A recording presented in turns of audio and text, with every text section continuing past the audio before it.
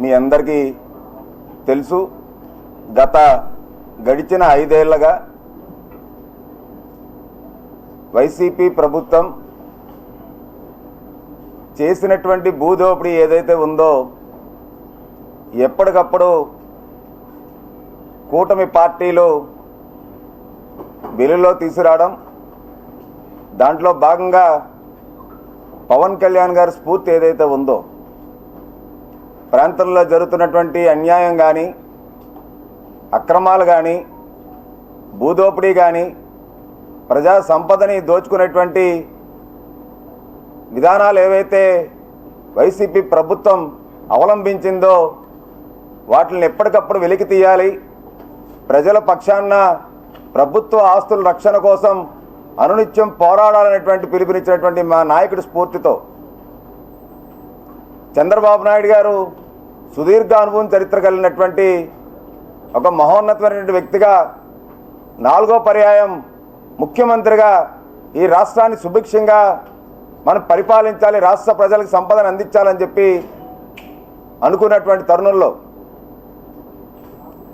మీ అందరికీ తెలుసు, మధురవాడలో ఎన్సీసీ భూములు ఏవైతే ఉన్నాయో 97 ఎకరాల 30 సెంట్ల భూమి గత ప్రభుత్వం ఏపీ హౌసింగ్ కార్పొరేషన్తో కలిపి ఆ భూమిని డెవలప్ చేయాలని చెప్పి ఒక ఉద్దేశంతో ఇచ్చినటువంటి ఆ భూ కేటాయింపు ఏదైతే ఉందో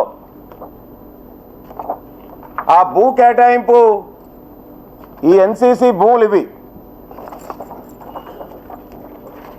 ఈ ఎన్సీసీ భూములు మధురవాడ ఐటీ హిల్ దగ్గర ఉన్నటువంటి భూములు ఇవి. 97 ఎకరాల 30 సెంట్లు. ఏదైతే హౌసింగ్ కార్పొరేషన్ గురించి వాళ్ళు చేసుకునేటువంటి ఒప్పందం ఏదైతే ఉందో సకాలంలో ఎన్సీసీ పూర్తి చేయకపోవడంతో గత ప్రభుత్వాలు వాటిని క్యాన్సిల్ చేసిన తర్వాత మళ్ళీ వాళ్ళు కోర్టుకు వెళ్ళడం, తర్వాత కోర్టు నుంచి వాళ్ళు ఆ భూ కేటాయింపులని అనుకూలంగా ఆర్డర్ని తెచ్చుకోవడం, దాని మీద వైసీపీ ప్రభుత్వం వచ్చిన వెంటనే వాళ్ళ తండ్రి ఏవైతే భూ కేటాయింపులు చేశారో ఆ భూ కేటాయింపులన్నీ కూడా మళ్ళీ వాళ్ళందరినీ భయపెట్టి భయభ్రాంతులు గురిచేసి లాక్కునేటువంటి ప్రక్రియ ఏదైతే జగన్మోహన్ రెడ్డి ప్రభుత్వం వాళ్ళ బినామీలు చేపట్టారో దాంట్లో భాగంగానే వైసీపీ ప్రభుత్వం వచ్చిన వెంటనే ఎన్సీసీ భూముల మీద కళ్ళు పడిని.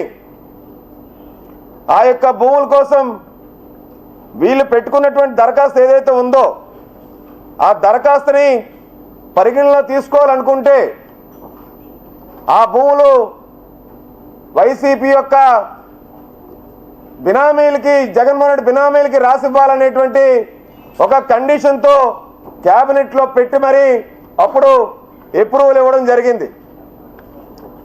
ఏదైతే GO number MS 67 MNUD dated 6/7/2021ని ఎన్సీసీ వాళ్ళకి 90 కోట్ల రూపాయలకు గాను ఏపీహెచ్బి షేర్కి ఎల్ఐజీ హౌసింగ్ మినిట్స్ కోసం 450 SFT పరంగా కట్టాలని చెప్పి ఏదైతే తీర్పు ఇచ్చారో ఆ యొక్క కమిటీ, కేబినెట్ కమిటీ, ఆ తీర్పు ఆధారంగా ఏపీ హౌసింగ్ కార్పొరేషన్ ఇచ్చి ఎన్సీసీ వాళ్ళు రిజిస్టర్డ్ గిఫ్ట్ డీడ్ ద్వారాగా ఈ భూమిని పొందారు. ఆ భూమి ఇదే జిల్లా కలెక్టర్, మాజీ కలెక్టర్, వెళ్ళిపోయినటువంటి కలెక్టర్ గారు, జగన్మోహన్ రెడ్డి తొత్తుగా వ్యవహరించినటువంటి కలెక్టర్ గారు, మల్లిగా పిలువబడేటువంటి ఆ కలెక్టర్ గారు 22/9/2021ని survey number 411, 412, 419/1 sub division /2/3 sub డివిజన్లో ఉన్నటువంటి భూమిలో హిల్ పోరంబోక్, కొండ పోరంబోక్ క్లాసిఫికేషన్ కూడా ఆయన ఇచ్చినటువంటి ప్రొసీడింగ్స్ ఉన్నాయి.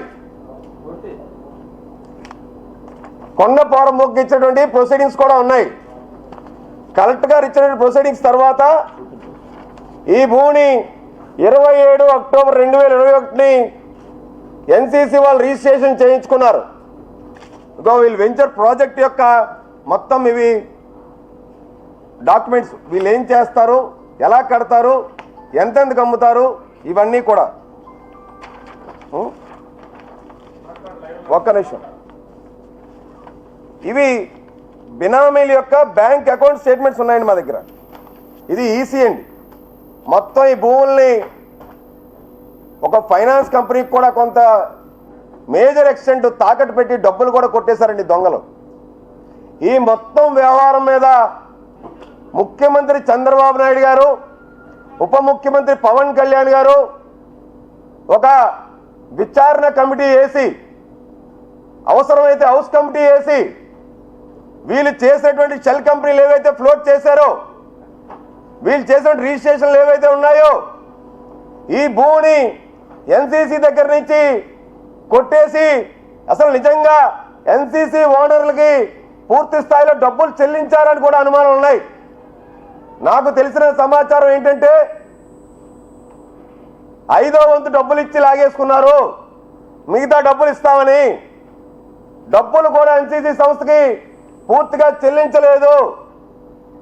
ఈ సింగపూర్ రమణారెడ్డి పేరుతో ఈ యొక్క చీటర్ ఎవరైతే ఉన్నారో, ఫైనాన్షియల్ క్రిమినల్ ఎవరైతే ఈ సింగపూర్ రమణారెడ్డి ఎవరైతే ఉన్నారో, వీణ సూత్రధారి పాత్రధారులుగా ఉన్నటువంటి ముగ్గురు ఇవాళ వేల కోట్ల రూపాయలు విశాఖ భూముల్ని కొట్టేసిన వైనం మీద పూర్తి స్థాయిలో సిబిఐ విచారణ జరిపించాలి.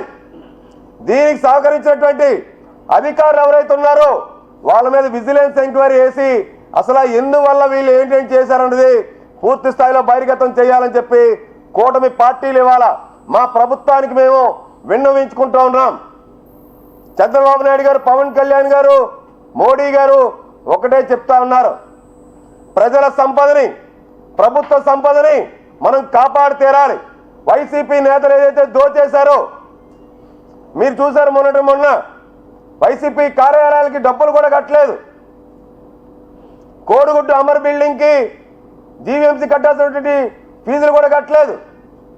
ఇక్కడ ఏకంగా ఫీజులు కట్టేసి వీళ్ళు వచ్చి టీడీఆర్లు, నాలా డబ్బులు, విఐటి డబ్బులు మొత్తం ఎగ్గొట్టేసి మాస్టర్ ప్లాన్ మార్చేసి వాటర్ బాడీస్లో వీళ్ళు కట్టేసి జీవీఎంసీ నిధులతోని రోడ్లు వేసేసుకొని వీళ్ళు వేల కోట్ల రూపాయలు వ్యాపారం చేయడానికి సిద్ధపడ్డది ఏదైతే ఉందో దీనిపైన పూర్తి స్థాయిలో విచారణ జరిపించాలని చెప్పి ఈ భూములు రద్దు చేసి ప్రభుత్వ అవసరాల కోసం, విశాఖ ప్రజల అవసరాల కోసం ఈ 97 ఎకరాల 30 సెంట్ల భూమి ఏదైతే ఉందో ఎన్సీసీ భూముల్ని వినియోగించాలి.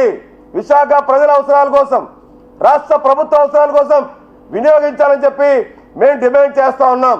ఖచ్చితంగా ఇలాంటివి ఏవైతే ఉన్నాయో, వైసీపీ భూదోపిడీ వ్యవహారాలు ఏవైతే ఉన్నాయో ఎప్పటికప్పుడు వెలుగులో తీసుకొచ్చి ఆ భూముల్ని, ప్రభుత్వ భూములకి, ప్రజల ఆస్తిని కాపాడేదానికి తెలుగుదేశం, జనసేన, బీజేపీ పార్టీలు ఎప్పుడు కూడా పోరాటం కొనసాగిస్తాయని చెప్పి కూడా తెలియజేస్తున్నాం. కార్పొరేటర్లు గొలగాని మంగవేణి గారు, అలాగే నొల్లి నోకరత్నం గారు, అలాగే zone 1 media coordinator Byreddy Pothan Reddy గారు పాల్గొన్నారు.